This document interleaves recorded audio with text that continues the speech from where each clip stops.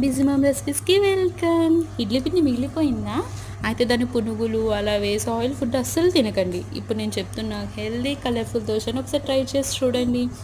దీనికి కావాల్సిందల్లా మిగిలిపోయిన మన ఇడ్లీ పిండి అండ్ ఇంట్లో ఉన్న వెజిటబుల్స్. అవి కంప్లీట్గా మన ఆప్షనల్, మనకి నచ్చినవి యూస్ చేసుకోవడమే.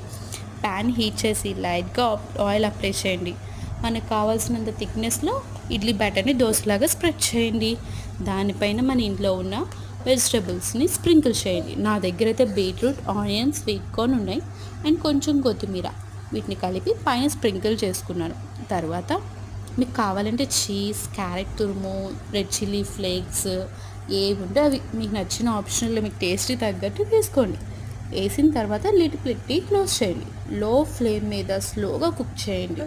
ఎందుకంటే వెజ్జీస్ కూడా ఉన్నాయి కదా, అవి కూడా మనకి కొంచెం కుక్ అవ్వాలి కాబట్టి లో ఫ్లేమ్ మీద కుక్ చేయండి.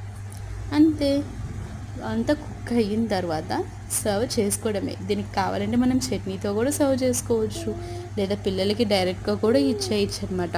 ఎప్పుడు ఓల్డ్ ఇడ్లీనో, ప్లెయిన్ దోశనో, లేకపోతే ఎగ్ దోశ కాకుండా అప్పుడప్పుడు ఇలా కలర్ఫుల్గా హెల్దీగా ఇవ్వండి. చూడ్డానికి పిల్లలకి ఎక్సైటెడ్గా ఉంటుంది, మనకు కూడా చాలా సాటిస్ఫాక్షన్. వెజిటబుల్స్ ఇస్తున్నాం, వాళ్ళు మార్నింగ్ బ్రేక్ఫాస్ట్లో ఇస్తే వెజిటబుల్స్ తిను అనకుండా ఇట్లా కూడా ఇచ్చేయచ్చు. ట్రై చేయండి, మీ పిల్లలకు కూడా నచ్చుతుందని నేను అనుకుంటున్నాను.